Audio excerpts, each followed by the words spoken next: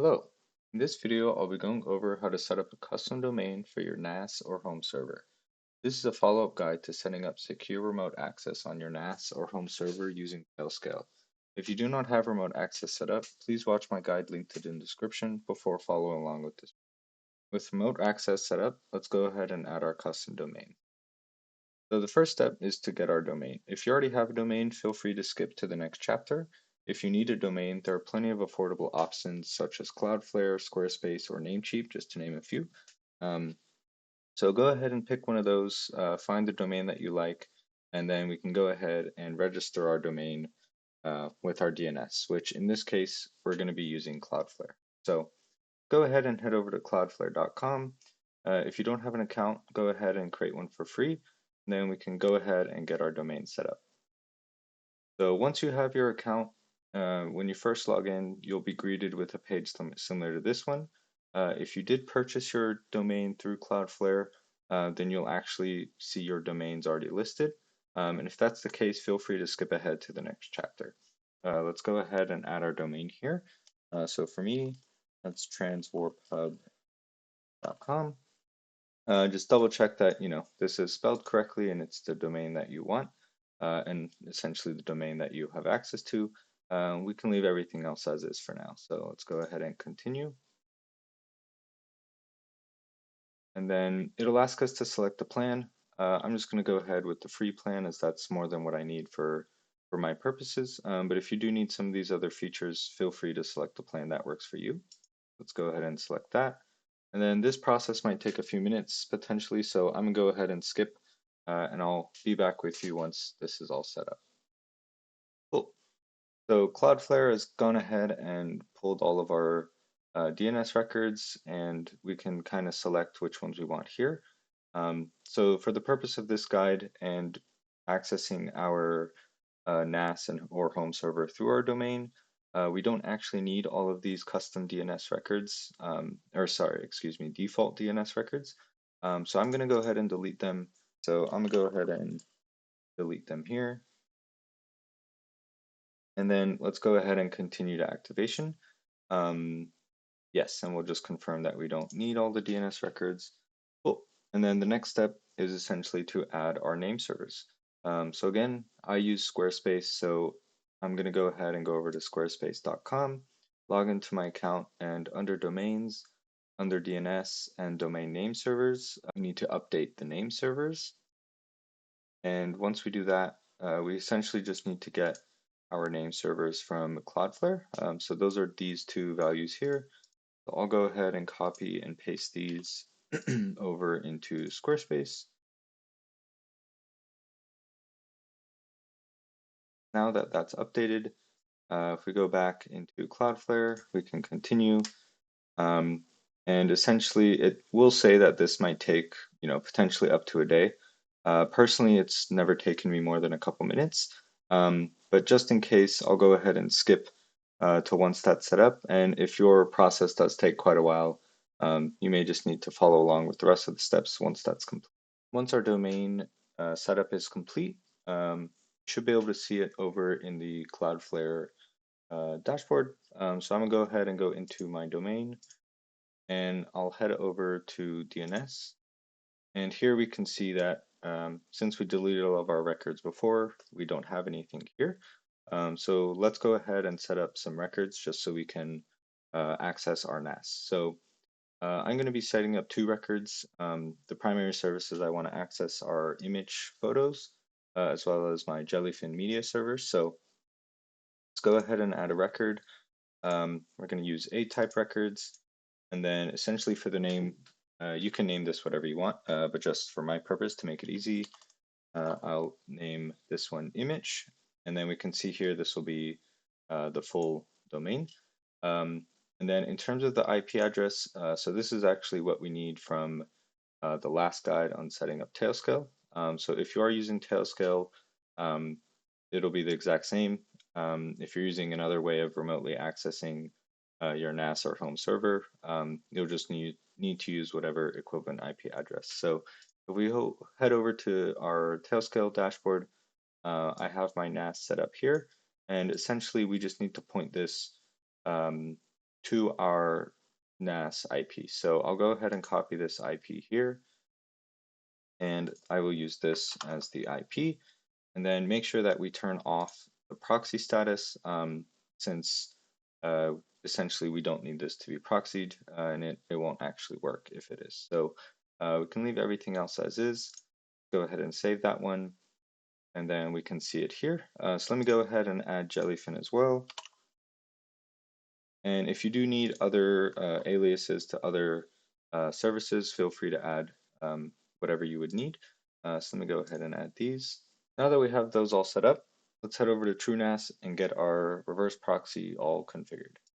So the first thing we need to do before we can actually install our reverse proxy is we need to change the default web interface ports of our TrueNAS. So by default, if we go under settings, or sorry, system and general settings, we can see that our web interface is essentially using the default HTTP and HTTPS ports, which with the way that we're setting this up won't actually work for our reverse proxy. The reason for that is if we go back into Cloudflare, this IP address that we're using, that our Tailscale network is using, is essentially just the default IP address for our TrueNAS system. So when we try to access that through the DNS records, it'll essentially hit whatever is the default service, essentially connected to port 80 or port 443. So in this case, that's essentially our TrueNAS web interface, which is not what we want. We want it to all go through our reverse proxy. So the easiest way to kind of get around that is we're essentially just going to change those. So if I go into the settings, I'm essentially going to use 8080 for HTTP and 4443 for HTTPS. Feel free to use whatever port is convenient for you. I just find these easier to remember. So I'm going to go ahead and save those. It'll ask us if we want to confirm, and then it'll just have to restart. So once that's all restarted, we can verify that we now have our updated ports for HTTP and HTTPS. So now we can go and install our reverse proxy. So if we head over to apps, then we do discover apps. For this, we will be using Nginx. So if we go ahead and install that, the only things we actually need to change in here, again, are the ports. So for HTTP port, we want this to be the default port 80. And for HTTPS, we want to use 443. Everything else you should be able to just leave as is. So I'm going to go ahead and install this. So as a caveat for this, it's currently deploying. This deployment process for this specifically sometimes can take quite a bit of time, potentially over an hour or so. So I'm gonna go ahead and skip to when mine's done deploying, and feel free to just come back to the rest of this video once yours is all set up. Now that our proxy manager is all deployed and running, we can go ahead and head over to the web UI and get everything configured. So when we first open the web UI, we'll be greeted with a login. The default values for these are admin at example.com for the username, and change me all lowercase for the password. When we first log in, we'll be greeted with an option to edit our user. So I'll go ahead and edit mine, and then once you save, it'll ask you to update your password if you would like. So I'll go ahead and go through all that, and then we can get on with the rest of the guide. Once you have your user set up, you'll initially be greeted with the general dashboard. So there's a couple things we need to set up in our proxy manager. The first one being if we head over to SSL certificates, let's go ahead and add a certificate. So the first thing we need to do is add our domains. So in my case, that's trans4pub.com. And then I also like to add a wildcard domain. So back in Cloudflare, we had the two DNS records for Immich and Jellyfin. So if you want, you can use a wildcard, which is essentially an asterisk.yourdomain.com. And this will basically allow any subdomains to come through. Once we have those added, we'll go ahead and use a DNS challenge. So this will essentially connect back to Cloudflare and verify that we have the correct credentials for this domain. So go ahead and select Cloudflare, and then if we extend this a little bit, we can see the main thing we need to update is getting our Cloudflare API token. So if we head on over to Cloudflare, and if we make sure and just go to our overview, if you go all the way to the bottom on the right, there'll be this little link to get your API token. So once we're here, we can go ahead and create a token. And in our case, we can just go ahead and use the template for editing a DNS zone. And the main thing you just need to select here is under the resources, make sure you select your DNS, your domain. And then for everything else, we can actually just leave these as is. And then let's go ahead and get this created. So now that you have this created, just be sure to copy it as you won't be able to see it again.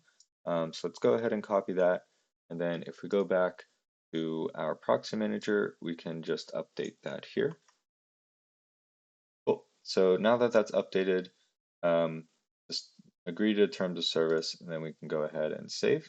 And this may take a few minutes, so I'll skip ahead. Once our certificate is created, we should be able to see it here. It'll show up as inactive since we're not actually using it, but it's still verified and ready to go. So now that we have that, the last thing we need to do is go over to hosts, and we will essentially be creating proxy hosts. So these are basically what will allow us to route the external traffic internally to our varying services. Let's go ahead and add our first host. So for the domain name, this will essentially be the name that you had in your DNS record. So in my case, this will be immich.transwarphub.com, and just make sure it's spelled correctly. Cool. So once we get that added, the only other thing we really need to do is set up the forwarding host name as well as the port. So the host name in this case will actually just be your local IP for your NAS on your local network. So for me, that's 192.168.0.53, and then the port will just be my default port for my Immich server, which is 30041. Cool. So once we have that all set up, within here, if we go to SSL certificates, and then here we can actually choose the certificate that we just created. And then I'll go ahead and do force SSL and HTTP2, and then we can leave the others as is. So I'll go ahead and save that.